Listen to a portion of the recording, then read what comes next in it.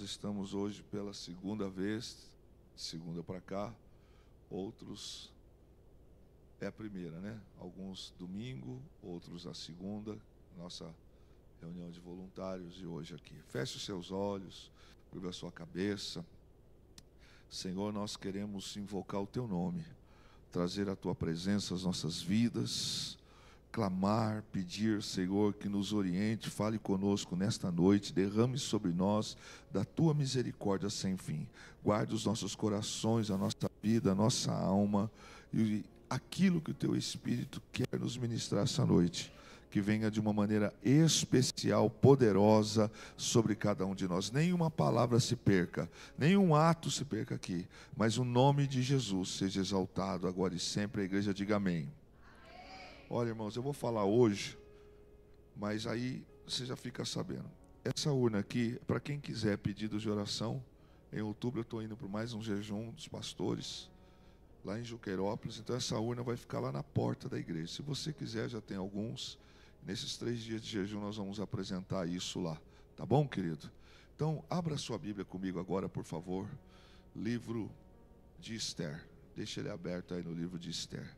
Graças a Deus, graças a Deus. Esse negócio da gente ter culto na quarta-feira, ainda não chegamos a um ponto dos grupos, mas em outubro já começa. Mas a gente sente uma falta, né, querido, de estar aqui. O bom é que a gente tem uma série de coisas para ainda estar fazendo. Daqui uns dias você vai estar tendo sua célula, seu grupo aí trabalhando com você. Eu queria falar com você essa noite algo que tem mexido no meu coração. Às vezes nós podemos imaginar, nós mesmos, que nós somos pequenos. Diante de tantas lutas e de um mundo tão pesado em cobrar posições, em situações, em ostentar, não é? Eu costumo dizer que o diabo não brinca de ser diabo. Ele vem e ele vem para derrubar mesmo, ele não brinca de ser. Às vezes alguns de nós até vacila, brinca, mas ele não brinca de ser demônio. Ele não brinca de ser tentador, ele não brinca de ser destruidor. Mas ainda bem que a gente tem Deus na nossa vida, não é? Que nos garante a vitória, que nos posiciona diante das lutas, que nos orienta e que nos fortalece. Tem algo que a gente não pode perder da vida com Deus, é o alinhamento.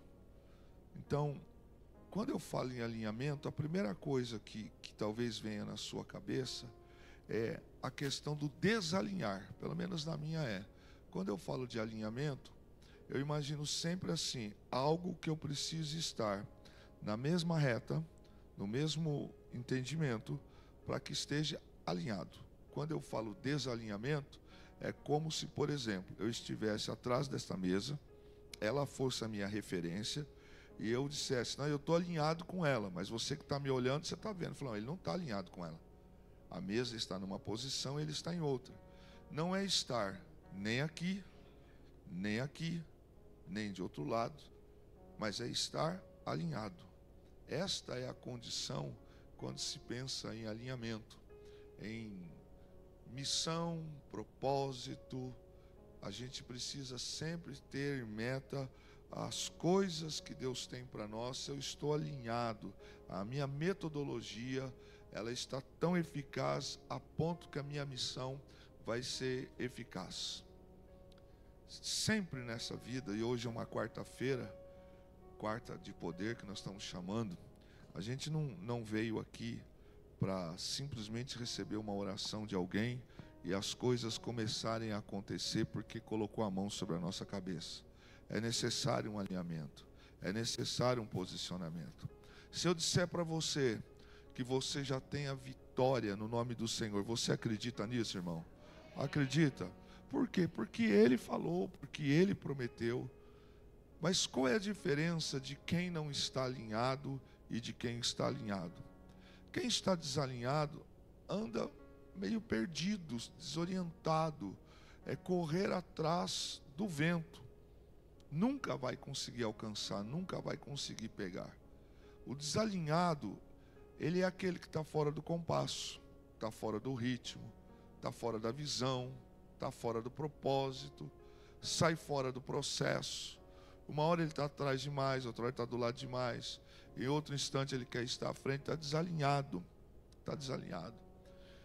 No tempo da carreira militar, a gente tinha o treinamento para marchar. Então fazia-se os procedimentos. E de vez em quando tinha um soldado que estava todo mundo batendo na direita, ele estava batendo com a esquerda. Aí de vez em quando o cabo, o sargento, o mais graduado gritava lá: acerta o passo, fulano. Significa que está todo mundo aqui, ó, batendo. Enquanto a gente bate à direita, ele está batendo à esquerda. Então sempre vai dar ruim, porque ele está fora do ritmo, está desalinhado. Aí eles até ensinam: quando você estiver desalinhado, você dá aquele toquinho e tchum, acerta o compasso. Mas tem sempre um que a gente chamava de bisonho, né? Que está sempre acerta o passo, bendito. Está todo mundo tocando com a esquerda, ele toca com a direita. A gente precisa entender que nós temos um Deus que garante a vitória, um Deus que nos salva, um Deus que já enviou o seu Filho Jesus, que morreu pelos nossos pecados, que nos promete a eternidade, viver com Ele num lugar maravilhoso, mas que nos garante a vitória aqui nessa terra também. Então, por que algumas pessoas, se intitulando filhas de Deus, muitas das vezes vivem num ritmo, num estilo ou numa atmosfera de derrotado, não é? Chega uma notícia, ele já entra em surto, já desespera. Entra um deserto, já vai se jogando para o chão, entra numa angústia danada, porque está desalinhado. Quem conhece, né, o pai que tem, sabe que se o pai é nosso, o pão também é nosso, não é? Se o pai é nosso, olha que coisa interessante, a Fernanda disse agora há pouco aqui, quando a gente é pequeno, é bem verdade mesmo, né? Pastor Luiz, quantos irmãos ele teve, né? Mas talvez quando menino, quem aqui tem histórias de ser mais do que um filho, não porque um filho só também não passa por isso, mas quando a gente é criança, a gente não sabe como, nem tem noção de como a comida vai chegar na mesa. A gente sabe que quer comer. O neném nasce, apertou a fome, ele chora. Ele não tem nem noção da onde vai vir. Ele, depois de um tempo, entende. A mãe coloca o seio na boca do neném, ele vai sugando, ele sabe que está ali. Ele não quer saber se a mãe está cansada e etc. Não é? É interessante. O neném acorda de noite, não dá de mamar para ele não, para ver se o berreiro não vem. Vem, eu vejo o João lá, meu neto lá, como é que o negócio é. A Heloísa está aí, que eu diga, não é? Abre a bocona e vai... e se não dá comida não, para ver como é que é. Sabe por quê? Porque ele tem uma confiança. O filho tem a confiança que se ele tem o pai, ele tem o pão. Você não entendeu? Se ele tem o pai, ele tem o pão. Então o filho não sabe as dores que um pai passa para o pão estar na mesa. O que o filho sabe? O filho sabe que o pão estará na mesa. O filho sabe que naquele horário, quando a fome começar a apertar, a mãe já preparou a comida. Ele não sabe se a mãe está com dor, se a mãe está com necessidades. Ele sabe que a mãe vai fazer a comida. Ele sabe que a comida vai estar lá na mesa. Por quê? Porque ele tem uma confiança no pai, tem uma confiança na mãe. É isso que nos falta. É isso. E quem não veio hoje perdeu essa atmosfera especial que Deus tem para nós, chamada uma bênção especial para este lugar essa noite. Quando a gente confia no pai, nós conhecemos o pai, a gente não tem problema de deitar. Por exemplo, quando você é criança, faz um barulho de noite na casa, quem que levanta para ver o barulho primeiro? Né? Os pais raízes, né? Os pais legítimos, né? Porque hoje só o sangue do cordeiro, né, irmã? Tem uns aí que tem medo até de barata, às vezes. Pode ser que tenha, não é? Mas o pai tem um barulho lá, tem. Eu lembro que a gente era menino, fazia um barulho, eu falava assim pro Dinho: o pai está aí. O pai está aí. Por quê? Eu sei que o pai ia resolver. Podia ser o gato virando lixo, aquele barulho danado. Não, o pai vai lá, o pai resolve. O pai resolve. Essa confiança. Porque você sabe, uma briga na escola. O seu pai vai te buscar na escola, quando a gente era criança. A certeza de que ninguém vai bater em você, porque o seu pai está ali. É isso que falta muitas das vezes para a gente. A gente acha que porque a gente é crente, esse adjetivo às vezes é pesado, né? Mas o crente de crer. A gente acha que porque a gente pertence a uma denominação, ou porque literalmente somos denominados cristãos, denominados e alguns não são, a gente acha que nós não estamos livres, né? Não, a gente não vai passar por luta. Não, a gente passa sim. A gente vai passar por luta. Até porque o dia que o diabo armou, Eva caiu, o pecado existiu, o Senhor Deus, o próprio Deus, disse assim para a serpente: você lhe feriu no calcanhar, e do fruto dela o calcanhar vai pisar na tua cabeça. Então há uma promessa de Deus, deixando claro que uma guerra espiritual sempre existirá. Nós sempre viveremos em situações em que as trevas vão se levantar, os instrumentos das trevas vão se levantar. As pessoas, a obra das trevas nunca vai deixar a vida ficar tranquila e fácil. Por quê? Porque ele é destruidor, ele é maligno, ele veio para isso. Então o que nos protege? O que nos protege é a sombra do Onipotente. O que nos protege é a mão do Senhor. O que nos protege é a brisa suave de Deus nos dias mais quentes da nossa vida. Sabe quando você vai à praia, está aquele calor e o guarda-sol ele é disputado? É assim. Deus na nossa vida, Ele é a sombra que nos protege. Ele é a sombra que evita. Olha, quando a gente olha para a saída de Israel do Egito, imagine 2,5 milhões mais ou menos de hebreus saindo do Egito. 2 milhões é gente andando, uma nuvem. Você tenta imaginar o tamanho dessa nuvem? Essa nuvem protegia Israel durante o sol, protegia. E uma coluna de fogo à noite esquentava e afastava os animais peçonhentos, afastava os perigos. O tamanho dessa coluna de fogo a gente não sabe. Para 2,5 milhões de pessoas, este é Deus, o poder de Deus. O povo viveu, atravessou o deserto, guardado pelo Senhor de dia e de noite. Mas às vezes nós nos desprendemos da fé. E quando a gente se desprende da fé, as arranhuras, as garras das obras das trevas chegam perto. Me permita dizer para você, uma expressão não tão bonita, mas o bafo, o hálito do maligno, ele chega a vir perto e alguns se sentem amedrontados, alguns se sentem pequenos, e a ideia de não vai dar certo, a ideia de eu não vou vencer, eu não vou prosperar, ou mais do que isso, eu não vou conseguir chegar até o fim. Primeira coisa que eu quero dizer para você é que a maior bênção da nossa vida é ser salvo em Jesus Cristo. Olha, não tem nada mais importante do que ir morar no céu com Jesus Cristo. Mas a gente vai encontrar na vida muita gente que tem nomes de religiosos, e até mesmo no nosso segmento, mas que não andam alinhados. Por isso vivem uma vida pequena. Por isso vivem sempre aterrorizados.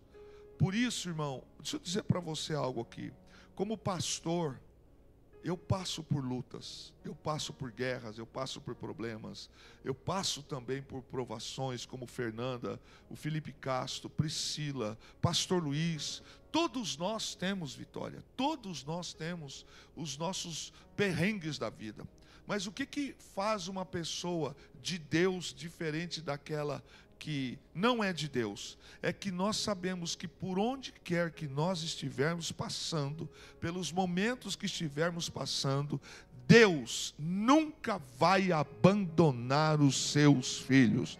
Deus nunca vai nos deixar sozinhos. Pastor, estou chorando, estou sofrendo, mas você pode ter certeza que a presença doce do Espírito Santo está ao seu lado. Esse choro vai passar. Pode vir um outro choro, o choro da alegria, da gratidão. Às vezes você está chorando, é a presença de Deus. Irmão, coisa boa é a gente sentir a presença de Deus. Tomara que toda a igreja chore por sentir a presença de Deus, por ser grato ao Senhor. Mas quando a gente está desalinhado, a gente começa a buscar forças no homem, forças no ocultismo, força no braço, força no intelecto, força na minha humanidade. E a nossa força, nossa recompensa, a nossa rocha forte, não será nunca nestas coisas. A nossa rocha forte, o nosso baluarte é Jesus Cristo, nosso Senhor. A Ele honra, a Ele glória, a Ele poder e domínio pelos séculos dos séculos. É nisso que nós confiamos. Quando você está dirigindo, quem dirige aqui, levante suas mãos. Quando você percebe um acidente, um movimento brusco que está na sua frente, algo, qual o primeiro nome que você chama? Jesus! Ou, meu Deus! Não é? Meu Deus! Quando seu telefone toca de madrugada, o que é que você fala? Antes de atender, quem fala outra coisa aqui? Não, então você está desviado. Irmão, tocou de madrugada, o telefone está do lado. Tocou de madrugada, eu já falo assim: sangue de Jesus tem poder, misericórdia. Eu já vou chamando a existência, o poder dele. Porque, irmão, alguém aqui já recebeu ligação às 3 da manhã para dizer: ei, você ganhou um par de ingressos para uma churrascaria? Quem aqui já recebeu uma ligação às 2h20 da manhã? A não ser esses filisteus que ficam mandando mensagem mentirosa para a gente: seu nome vai para o Serasa, sua conta no banco tal. Você nem tem conta no banco, fica essas coisas. Esse pessoal filisteu amonita que é bom nisso aí. Mas de madrugada não. Quando o telefone toca, a primeira coisa que eu falo é: sangue de Jesus tem poder. Senhor, cobre com o teu sangue. Eu não quero nem saber quem é. Eu já vou dizendo: cobre com o teu sangue, Senhor, põe teus anjos aqui. E é o procedimento. Por quê? Porque é o nome que traz confiança. Não é só o nome. Nele eu confio. Nele eu me alegro. Eu já estive em situações em que o perigo estava mais de 1 metro na palavra de poder de um homem que podia realmente me prejudicar. E eu me lembro que num desses dias, diante de um abuso de autoridade, diante de um constrangimento ilegal, e eu já estava assim, no meu limite. Eu me lembro que eu encostei numa parede e eu fiquei orando. Eu me lembro que eu até orei em línguas e depois eu disse: Senhor, está em tuas mãos, a minha vida está em tuas mãos, o Senhor sabe o que faz, o Senhor sabe o que faz. Irmãos, a atmosfera que estava pesada, a atmosfera que estava tenebrosa, começou a se desfazer, a névoa começou a se desfazer. Acredite, Jesus Cristo tem poder, o nome dele é poderoso. Então, a gente precisa viver alinhado. Você não pode viver fora. A palavra tem que estar na nossa vida, o Espírito tem que estar na nossa vida, e a adoração tem que estar na nossa vida. Não pode faltar isso. A palavra, eu preciso estar alinhado com a palavra. Eu preciso estar alinhado com o Espírito. E a minha adoração precisa estar alinhada. Pastor, como assim? Cantar, Fernanda, cantar, Priscila, só quando nós temos alegria para cantar? Hein, Daniele? Hein, Pierina? É fácil, Alex? Não. A gente tem dia que não quer cantar. Mas cantar é uma coisa, adoração é outra, Guinaldo. Adoração é outra. Tem dias em que a carne está doendo de enfermidades. A alma está sendo atacada por pressões, por injustiças, por ataques. Tem hora que Paulo disse: Satanás tenta vir me esbofetear. Você deve passar por isso, porque todo cristão passa por luta. Todo cristão legítimo passa por luta, porque você é um inimigo das trevas. Então não pode ter paz. O dia que o diabo tiver aliança com a gente, irmão, você está na roça.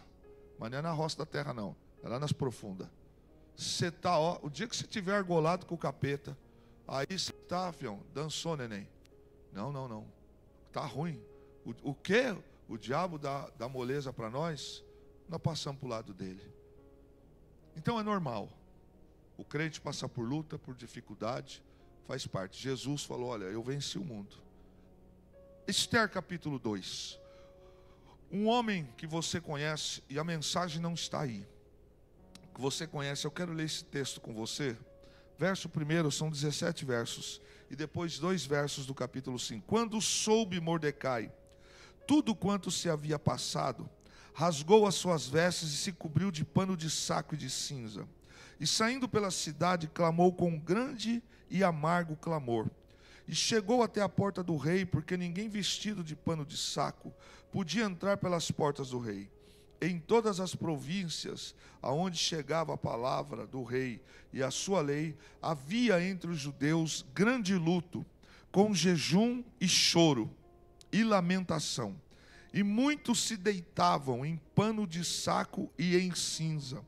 Então vieram as servas de Esther e os eunucos e fizeram-na saber com que a rainha muito se doeu.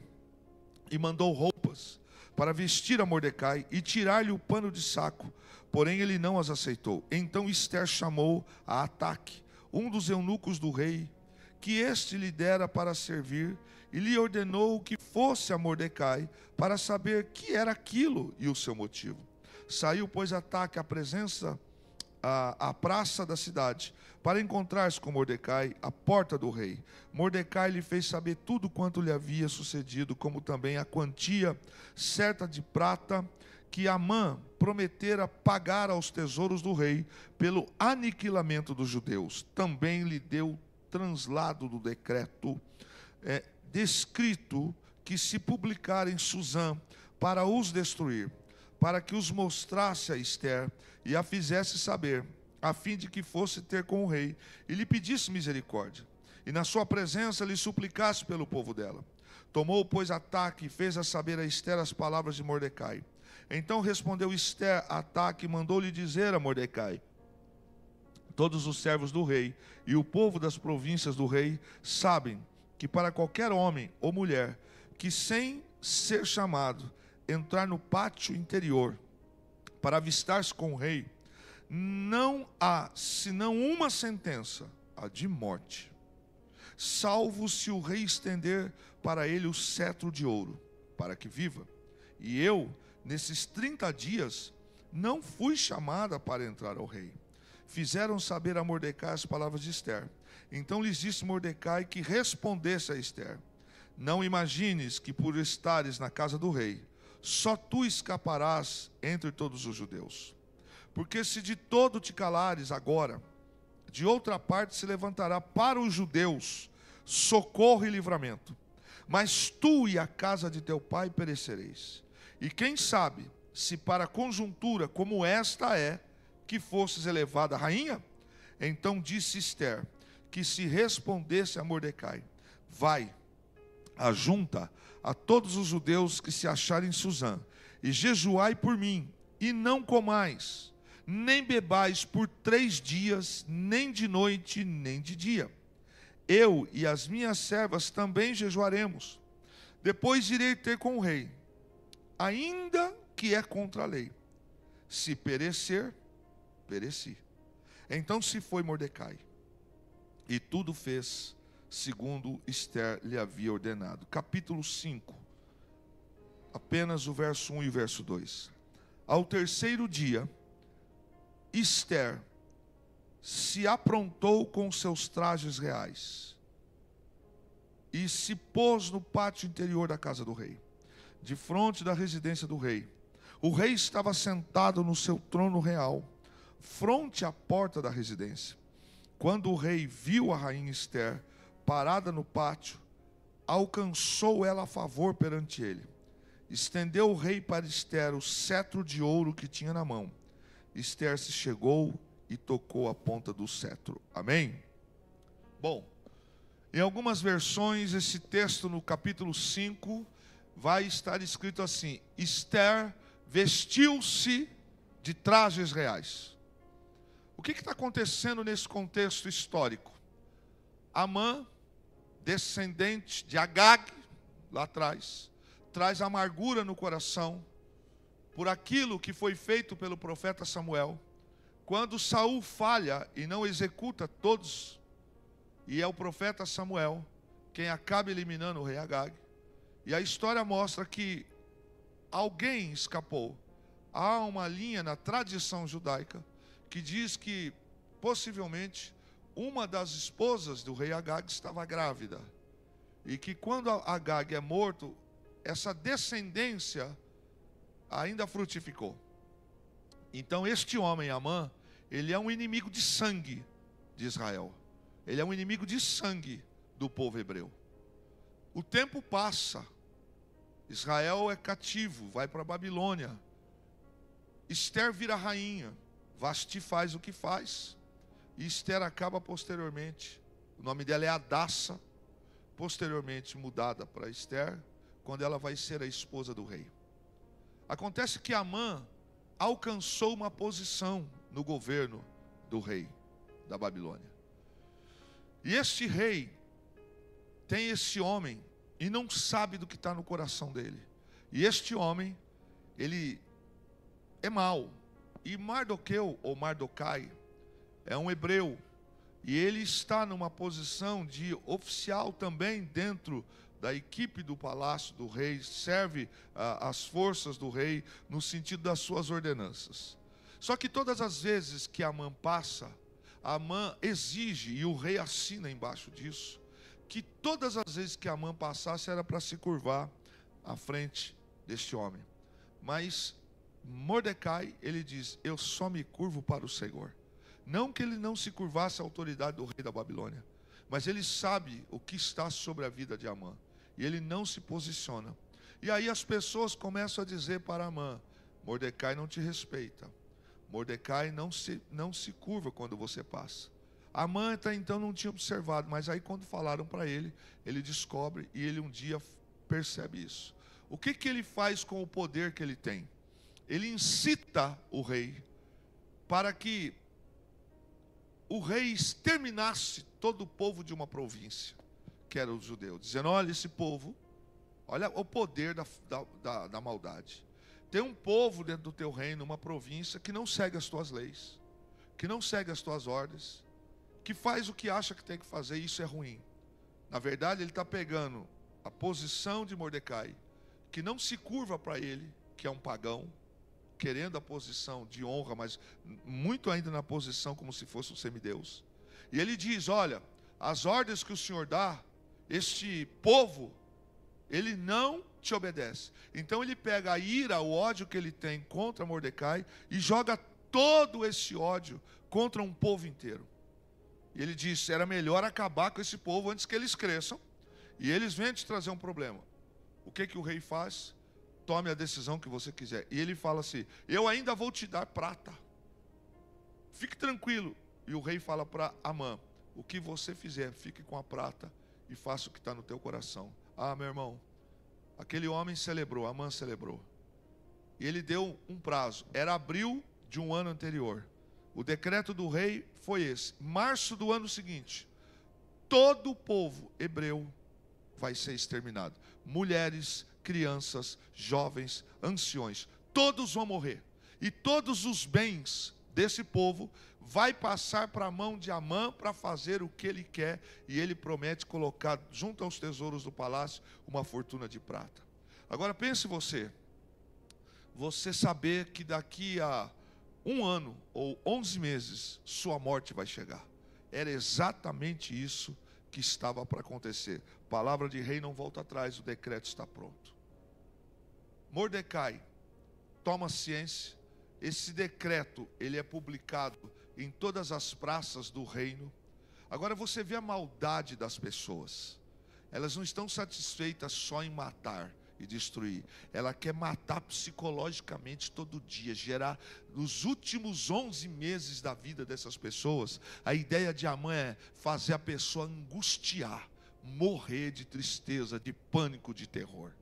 Essa era a ideia. Amã não se contentou com a possibilidade e o fato de que ele ia eliminar o povo hebreu que estava no seu coração.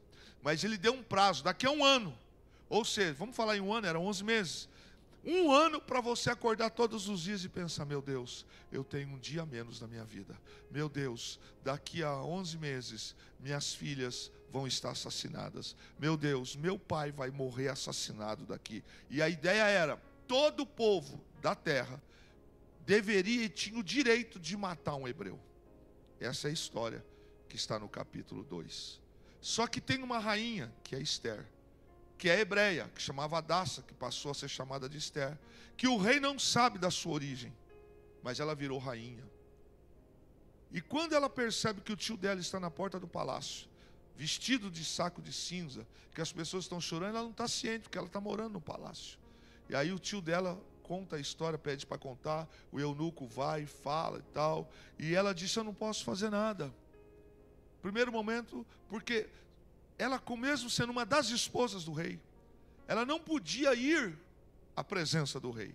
Era o rei que mandava chamar uma das mulheres do seu harém para que estivesse com ele, ainda que para coabitar com ela, ou mesmo para estar momentos com ela. Nenhuma das esposas do rei, sendo mulheres do rei, podiam entrar como as esposas fazem.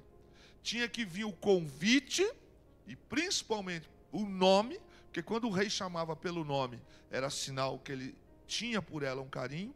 E todas as mulheres e todos os homens, mas falando aqui das esposas do rei, se o rei morava numa ala, numa região, palácio dele, se a esposa, quem quer que seja, entrasse à presença do rei, ou fosse até a presença dele, ia morrer, era lei.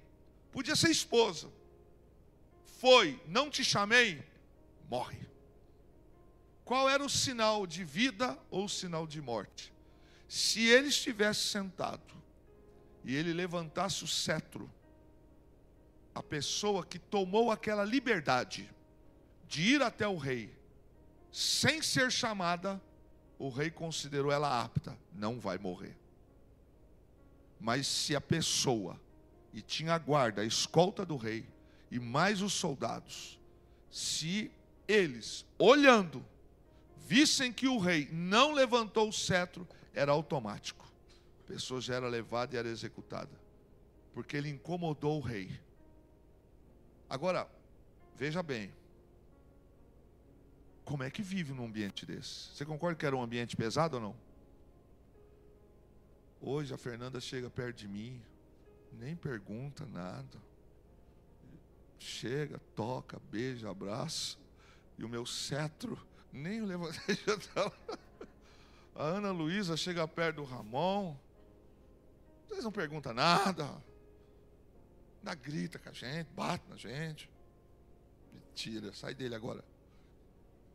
Como é que consegue viver num ambiente desse, irmã? Era um ambiente pesado, ambiente tenebroso, um ambiente de morte. No mesmo instante que você tinha um pouquinho de regalia, você comia melhor, vivia com perfumes, mas era uma liberdade tolhida, né? Imagine um rei que, quando quer ter algum momento sexual, já hoje eu quero fulana, chama ela. Essas mulheres só entravam à presença do rei quando ele chamava à tarde, e levantava-se cedo e ia para outro palácio, não podia voltar para onde ela estava. Não era assim, volta para aquele palácio. Um ambiente de morte, um ambiente de morte, um ambiente de prisão, um ambiente tenebroso, um ambiente escuro, um ambiente que causa pânico, um ambiente das trevas. Era cultura, era lei, ele era autoridade. Agora, olha para o texto, de quem eu estou falando? Ester era o quê? Ela era cozinheira, ela era... Quem ela era? Ela era esposa, mas ela tinha o quê? Rainha, repete comigo, ela era rainha. Então ela trazia sobre ela o quê? Se você ler no capítulo 1, final do capítulo 1, você vai ver que na escolha de Esther, o rei se agradou dela e colocou sobre ela a coroa. De todas as mulheres, ela ocupou a posição no lugar que era de Vasti. Ela virou rainha. Então, Esther era rainha. Ela trazia em si uma posição de rainha. Agora, ela é uma rainha que ela não tem uma liberdade. Ela não pode estar com o rei quando ela quer. E ela conhece a lei e sabe que aquele homem tem o poder. Ele era o dominador das terras, ele matava. Agora este homem, ele tem uma ordem, que ele arrancou o anel, deu para a mãe e falou: sela, carimba a minha ordem. Aí você conhece o texto. Eu precisei te contar essa história para chegar exatamente no verso de número 1 e 2. Essa vida de Esther, a morte vivia com ela todos os dias. Se o rei se invocasse de alguma maneira com ela, ela estaria simplesmente morta. Mas diante do que o tio dela falou para ela, o tio dela disse assim: não pense você, que se você ficar aí dentro do palácio, você vai escapar. Talvez Deus tenha te colocado aí para isso. Deus vai abrir alguma porta de escape. Mas se você não fizer, a tua família, a tua descendência vai perecer. O que Esther faz? Começa a mensagem. Ela põe o povo para orar e para jejuar por aquela situação. Jejuaram 3 dias e 3 noites. Não comeram e não beberam. 3 dias e 3 noites. Eles jejuaram. No final de 3 dias, ela disse assim, antes do final dos 3 dias: meu tio, o senhor sabe que se eu for à presença dele, e ele não me autorizar, eu vou morrer. Mas ela diz: se perecer, pereci. No final do jejum, dos 3 dias, Esther, ela simplesmente vai à presença do rei, sem o convite. Mas é interessante olhar para o texto, porque o texto nos ensina algumas coisas. Primeiro, que não basta a gente orar e não basta a gente jejuar. A gente também precisa ter atitude. Então a gente precisa ter um alinhamento.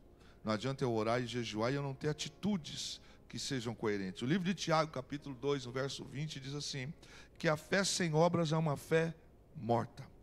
A atitude de Esther, a fé de Esther não é uma fé cega. Ela orou, ela jejuou, o povo jejuou e o povo orou. Agora ela precisa tomar uma decisão. Esther, ela é hebreia, e ela sabe que Deus tem uma aliança com o seu povo. Apesar de eles estarem vivendo naquelas terras, Deus prometeu que ia trazer aquele povo de volta. Eu olho para esse texto, e uma das coisas que me vem ao coração é que, quando nós entramos na presença do Senhor, através de alinhamento, repete comigo, alinhamento. Quando nós entramos na presença do Senhor alinhados, em oração, em jejum, quando nossa vida está com propósito de palavra, espírito e adoração, há um alinhamento. E quando o Senhor falou para Salomão: todas as vezes que o povo se humilhar e orar e buscar a minha face, arrepender dos seus maus caminhos, então eu ouvirei do céu e sararei a sua terra. Então o texto nos mostra que, apesar de muitas das vezes nós não estarmos bem, às vezes a gente pode ter caído em pecado, errado. O acusador vai se levantar e vai dizer assim: você não tem autoridade, você não pode fazer isso, você já está condenado. Você, pelo que você viveu, pelo que você fez, pelo que você está vivendo, não importune o rei. Não importune, Deus não vai te ouvir. Talvez você não tenha ouvido isso na vida, mas tem gente aqui que já viveu dias em que sentiu essa pressão do inferno, que quis jogar na cara o passado, que quis jogar no teu presente o erro de ontem, o erro doloso, o erro que eu fiz por fazer, ou o erro culposo que eu fiz sem querer, o pecado que eu cometi querendo, ou o pecado que eu não cometi, mas eu fiz. Paulo disse isso. Talvez alguns de nós aqui já devem ter vivido um tempo aonde nós ficamos amarrados pela pressão do inferno, pela pressão das trevas. Talvez alguns de nós, alguém que apontou o dedo e disse assim: cala a boca, que crente você é, capaz que Deus vai te ouvir. Escute, você não tem moral para fazer isso, você não tem moral para estar no púlpito, você não tem moral para estar onde você está. Deixa eu dizer uma coisa para você, meu irmão. É bem verdade que nós não somos perfeitos e não queremos viver nesse estilo de vida, mas nós erramos. Mas todas as vezes que nós trazemos o alinhamento de Deus para a nossa vida, todas as vezes que nós nos arrependemos dos nossos pecados, todas as vezes que nós trazemos à existência o alinhamento, entenda isso: o Pai estará de braços abertos a nos receber. O Pai estará de braços abertos.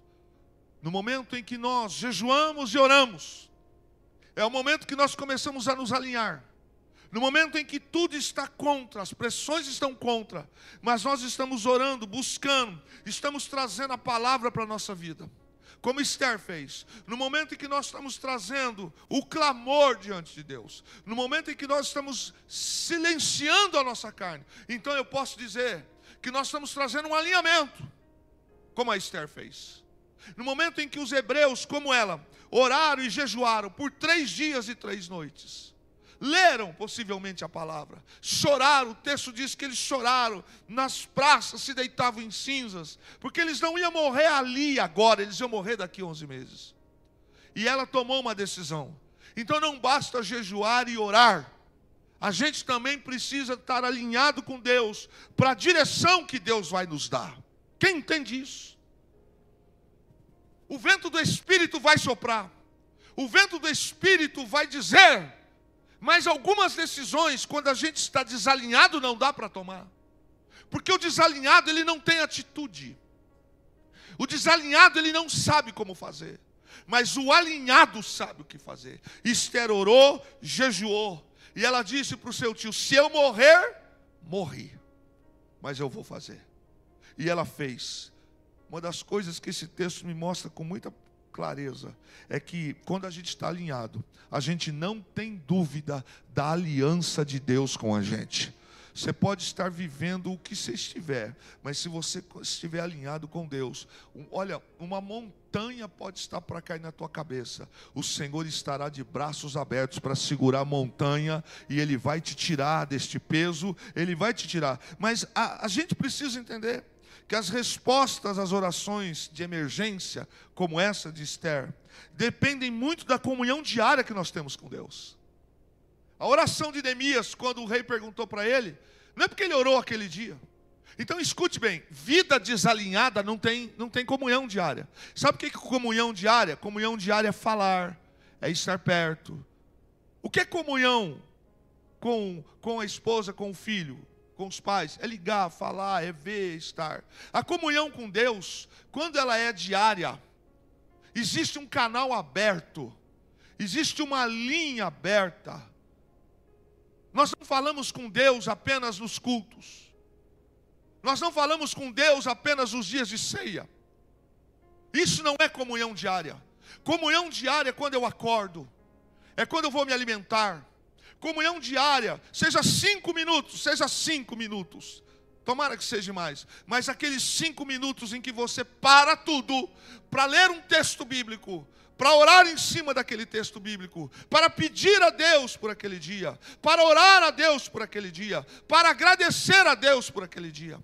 Comunhão diária é eu ter um relacionamento aonde eu conheço Deus. Eu falei com Deus hoje. Quem falou com Deus hoje aí? Quem falou? Isso é comunhão diária. Esther tem comunhão diária, só que chegou o dia da emergência, chegou o dia do sufoco, chegou o dia da prova, chegou o dia da sentença de morte, e eles oraram e jejuaram. Sabe, querido, há tempo na vida da gente, que é o tempo em que a gente senta e chora. Tem um tempo, esse tempo a gente não gosta, mas eles existem. É aquela notícia que chega de repente, a gente chora. Nós somos tomados de emoção, ou de emoções. De repente veio uma notícia, um fato, e a gente, Senhor, meu Deus, misericórdia. A tristeza é tão grande que é o dia em que a gente só chora. É o dia em que a gente está sentado, e que por uns minutos, pode não ser um dia, mas por umas horas, ou por alguns minutos, nós estamos sentados e chorando. Nesses mesmos dias, ou subsequente, ou imediatamente, a gente precisa orar e jejuar. Mesmo quando a gente está chorando, mesmo quando a gente está sentado com dor na alma, de tristeza. Não existe dor na alma, estou falando para você entender. Mesmo quando nosso coração está apertado, lembre-se, tem o tempo de sentar e de chorar, mas você precisa reagir. Como é que a gente reage? Xingando, brigando? Não. Eu vou para a oração e vou para o jejum. Eu vou buscar água na fonte. Eu vou buscar poder no trono. Eu vou buscar aquele que pode travar, ou aquele que pode abrir. Mas, meu irmão, se posicionar é só para quem entende que quando a gente ora e jejua, o céu age a nosso favor. Como que funciona? Volto a dizer para você, um alinhamento. Eu não posso tratar Deus como uma rede de lanches que eu passo lá de vez em quando, entro na fila e compro. Hoje eu fui. Não. Eu preciso estar alinhado com Deus. Você precisa estar alinhado. Esther e o povo hebreu, aquele povo, estava alinhado. Veio o problema. Veio a luta. Eles jejuaram e oraram. Mas como fazer? Agora tem que tomar atitude. Nesse caso, aqui estava fazendo parte a atitude de Esther.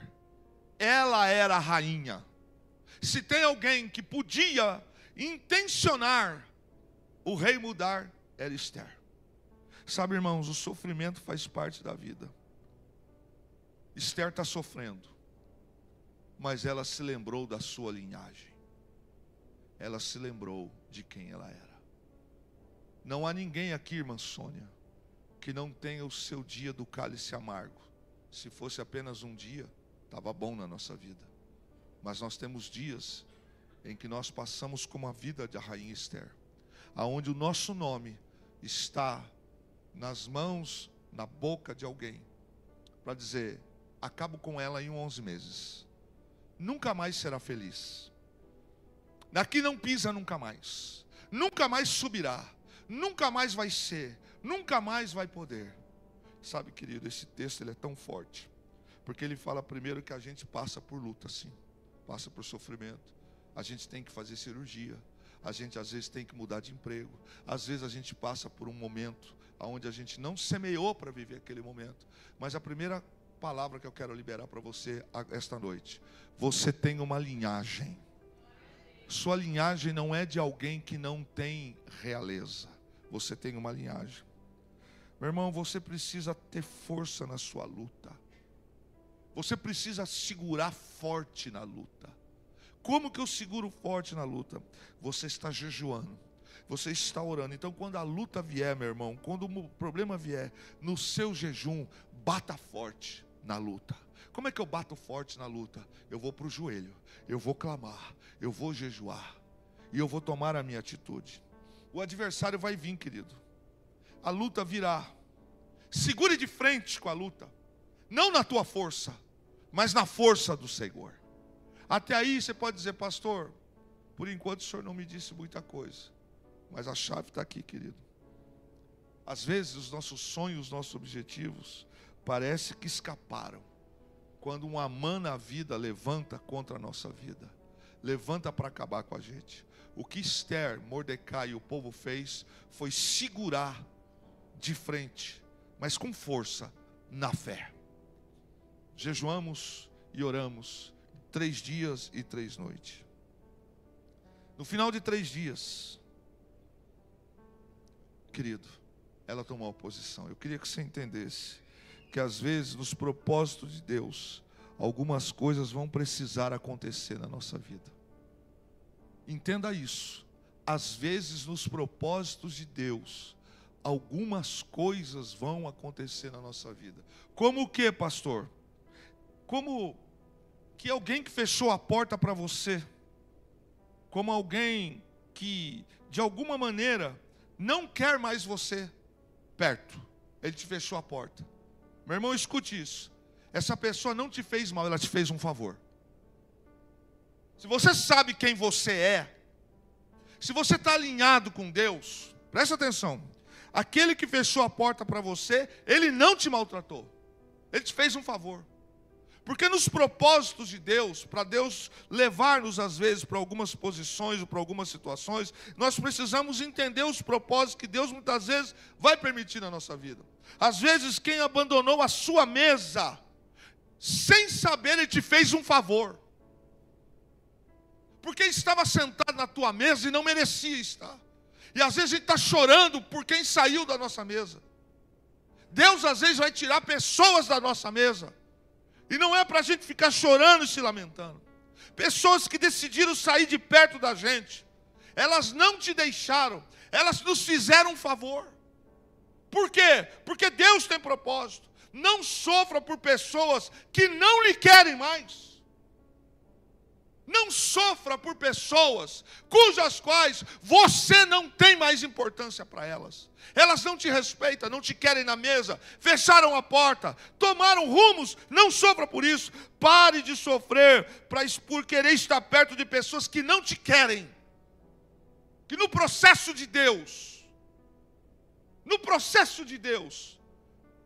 muitas das vezes Deus vai limpar. Porque às vezes a gente está vivendo, achando coisas, e Deus enxerga o amanhã. Pare de implorar para estar junto de mesas onde as pessoas não te querem mais na mesa delas. Ai, o que eu vou fazer da minha vida? E agora como é que vai ser? Não sofra para estar em lugares onde as pessoas só nos toleram ou nos suportam. Sofra por isso não. Você precisa estar alinhado com Deus. Se você estiver alinhado com Deus, você vai entender. Deus está trabalhando. Deus está trabalhando a teu favor. Então pare de sofrer. Ai, tem gente que fala assim, eu sei que estou lá, mas eles não me amam. Eles só me toleram. Você está sofrendo por causa disso, meu irmão?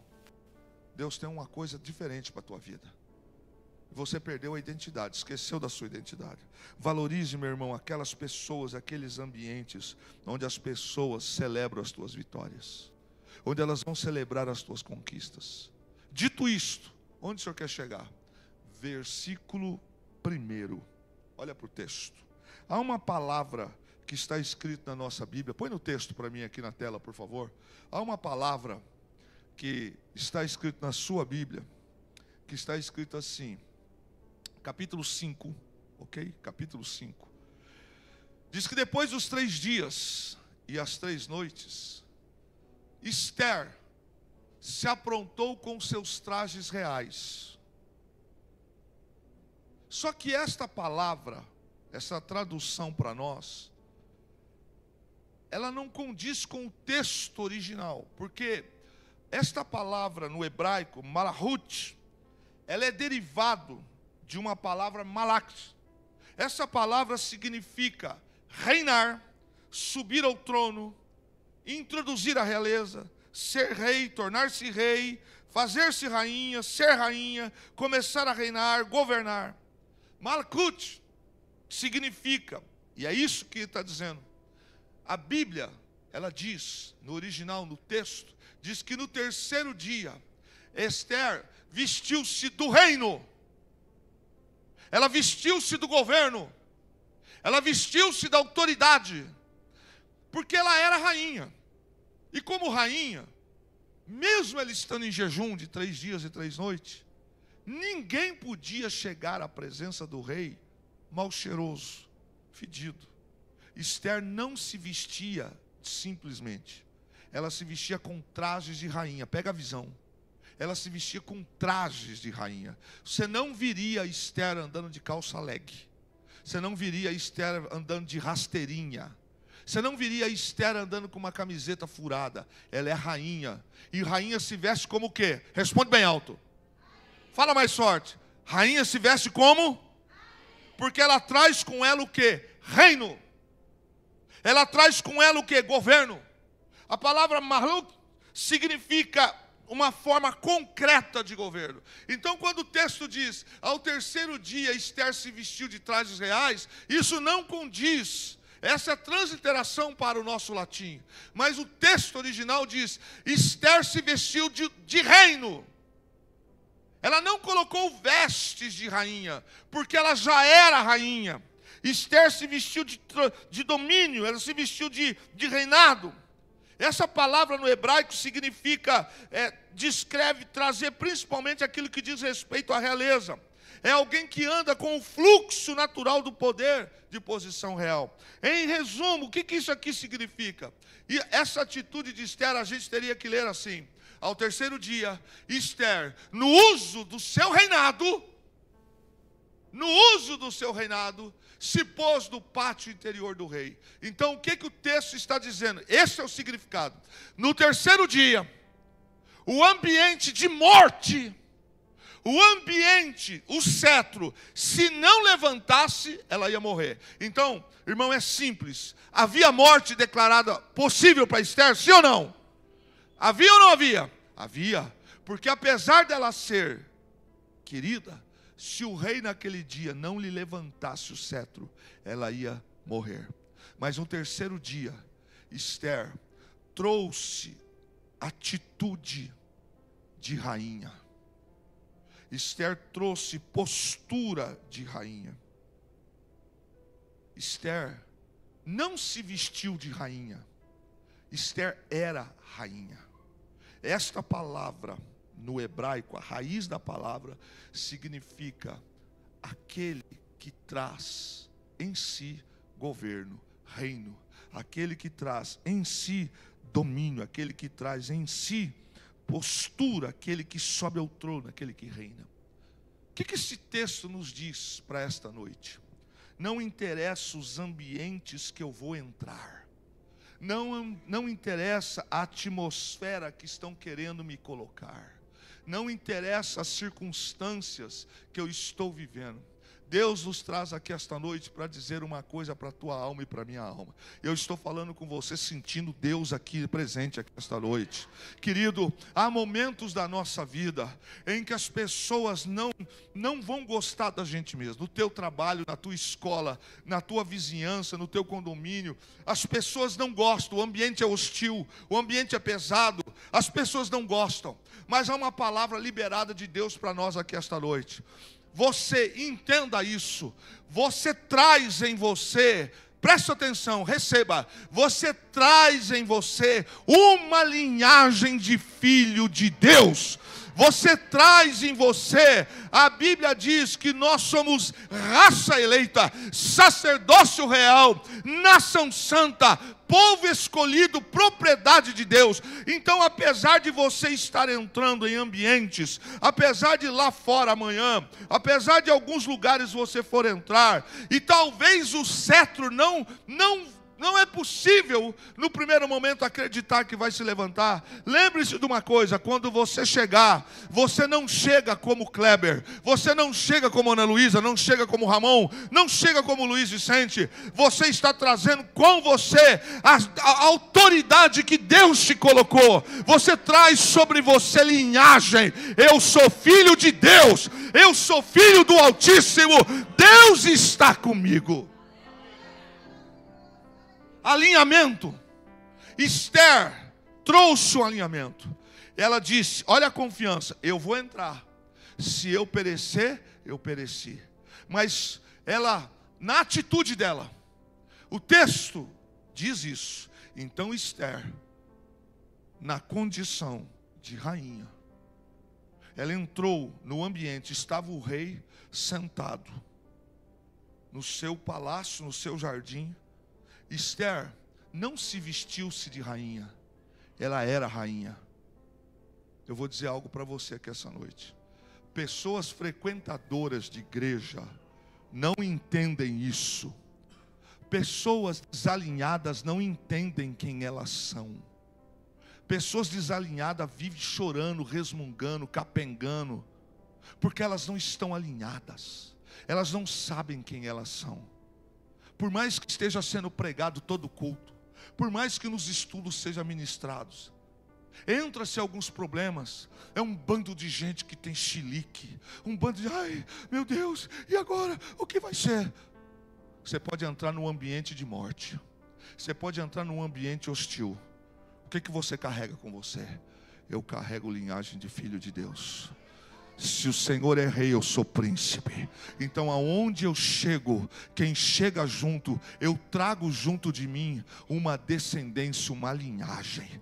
O texto diz que Esther, ali está dizendo que ela vestiu-se traje real. Não, ela não vestiu-se traje real, porque ela já se vestia. Ela trouxe, na expressão da palavra, ela incorporou, ela tomou posse, ela agiu, entrando na presença da morte, entrando na presença da obscuridade. Estava lá nada mais, nada menos que Amã e o rei. Então, apesar dela ser rainha, o cetro, se não levantasse, ela morria. Quantos de nós esqueceu disso aqui? Quantos de nós esquecemos disso? Alguns filhos caem endemoniados em casa, a pessoa entra em desespero.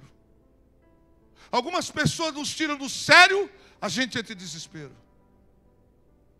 Algumas situações chegam e tudo realmente parece, e é um ambiente hostil, e é um ambiente que não dá para aceitar. Mas só que quando você chega, Esther quando chegou, ela se lembrou que Deus tinha uma aliança com o seu povo. Receba isso na tua vida. Esther disse: Deus tem uma aliança com o seu povo. Quando ela entra, ela não se vestiu de rainha, porque ela já era rainha. Esse é o problema nosso. Nós às vezes ficamos com essa carinha na hora do culto assim, um louvorzinho capenga, umas atitudes, o que vai ser, porque a gente esquece que linhagem nós trazemos.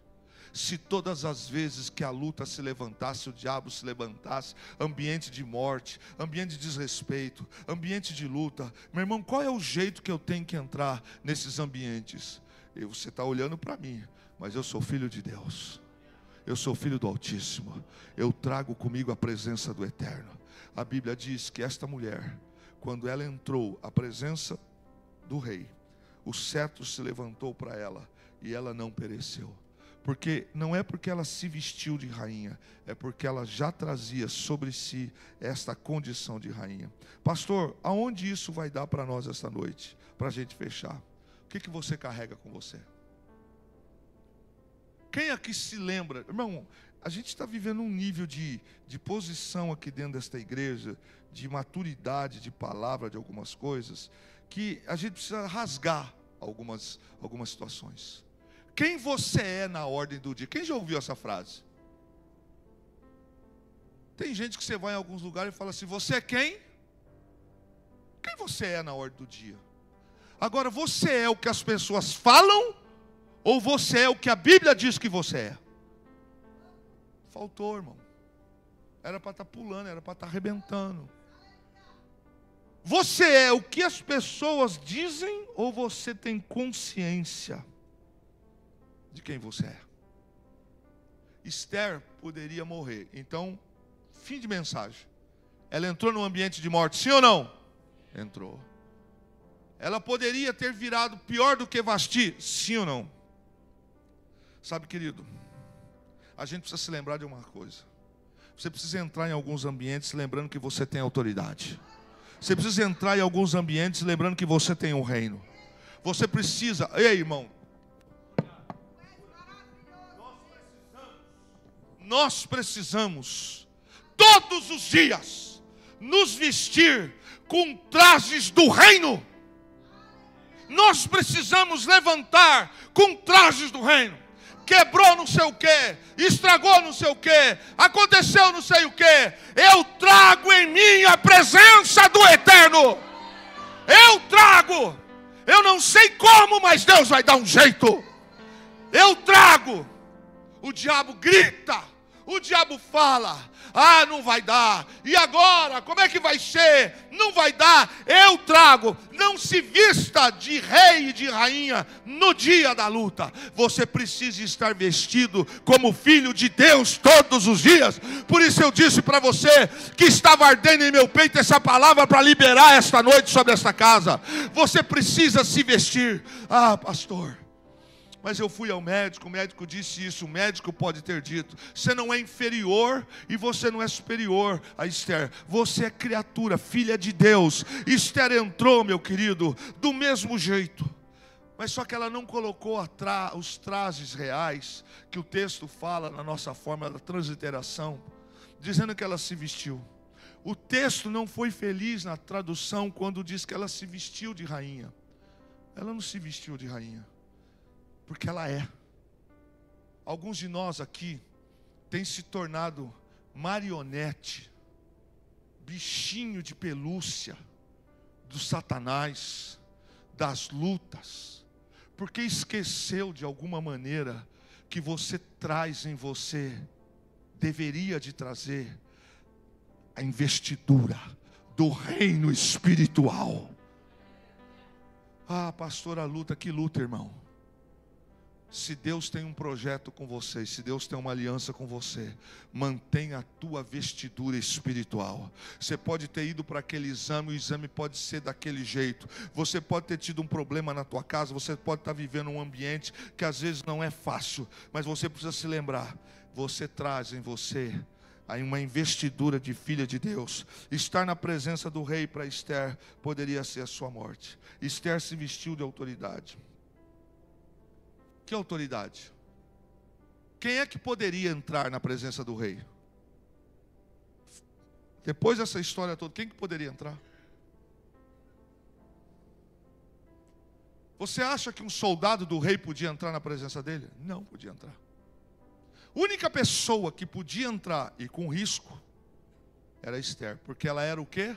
Rainha. Rainha. O texto do capítulo 5 disse assim, esta é a tradução. Então Esther, vestida-se do reino, entrou à presença do rei. Sabe o que a palavra de morte teve que fazer naquele dia? Hoje não. Irmão, alguns ainda não entenderam.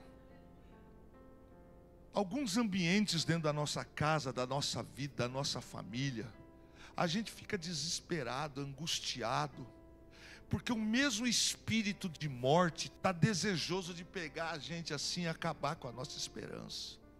É um WhatsApp, desmonta as pessoas. Uma ligação de afronta desmonta pessoas. Uma ameaça desmonta um filho de Deus. Não é possível. Não é possível, porque o filho de Deus, a filha de Deus, traz consigo o reinado dele. Ainda que tudo possa ser do jeito que o diabo quer, mas quando você entra, não tem para ninguém. Eu estou entrando, está entrando quem? Está entrando alguém que é filho dele. Por isso, meu irmão e minha irmã, esta palavra é que liberta. Vista-se das vestes do reino. Todos os dias, quando você for para a escola, quando você for para o posto de trabalho policial, quando você for lá para o teu trabalho, quando a senhora levantar pela manhã, quando você for para a academia, quando você for dirigir, quando você for pegar o caminhão, lembre-se, meu irmão, minha vontade aqui é pular e gritar, lembre-se, eu não sou, não dizem que eu sou, não é o que estão dizendo, eu sou filho de Deus, eu tenho pai, se o pai é nosso, o pão é nosso. Então Esther se levantou, sim, ela estava vestida a caráter, mas ela não se vestiu a caráter aquele dia, porque isso poderia acontecer, que lá para o meio-dia, 10 da manhã, se o rei falasse assim, quero que chame Esther, ela tinha que estar pronta, embora o costumeiro era no final da tarde. Esther, nos dias que orou e jejuou, enquanto todo mundo estava vestido de saco de cinza, ela era rainha. Ela teve que tomar umas posições. Então quando ela chega na presença do rei, quando ela vai entrar na presença do rei, Esther está naquele momento trazendo o que ela traz dentro dela. O que é que você traz dentro de você, meu irmão? Eu achei isto assim fantástico quando o Espírito ministrava meu coração. Sabe, querido, esta palavra quando diz Esther, vestida de autoridade, vestida do reino, ela entrou, se eu morrer, eu morri. Ela entrou e o rei levantou o cetro. A partir de hoje, tudo que te acontecer na vida, não era para ser só hoje. Amanhã, lembre-se, o ambiente pode ser hostil, pode ser o chefe mais endemoniado que for, pode ser o mais perturbador que for. Quando você chegar, você está trazendo o reinado de Deus na sua vida. Ou a Bíblia é verdadeira ou a gente é louco. Mas a Bíblia é verdadeira e a gente não é louco. A Bíblia diz que o rei levantou o cetro e Esther não morreu. E o resto da história você sabe. O resto da história é que o povo hebreu foi livre da morte por causa da atitude de uma pessoa. E aqui eu fecho definitivamente com você. Alinhamento. Isso aqui, irmão, não é para culto hoje só não. É alinhamento. Tá difícil, hein? Esta vaga tá difícil. Esta oportunidade está difícil. Fulano não te suporta. Fulano não gosta de você. Olha, ele não recebe ninguém. Olha, não sei quem você é. Quem te mandou? Quem é a tua referência? Quem é que determinou que você venha aqui? Meu irmão, presta atenção. Se você não acredita no Pai que você tem, esquece. Nós estamos descansando numa situação que envolve a igreja. Se for de Deus, vai ser nosso. Estamos alinhados. Você traz em você vestidura real. Mas o diabo vai uivar? Vai. Vai espernear? Vai. Vai fazer o showzinho? Vai. Mas a hora que você chegar, ele cala. Porque você traz o reinado. Fique em pé em nome de Jesus. Quantos recebem essa palavra na sua vida?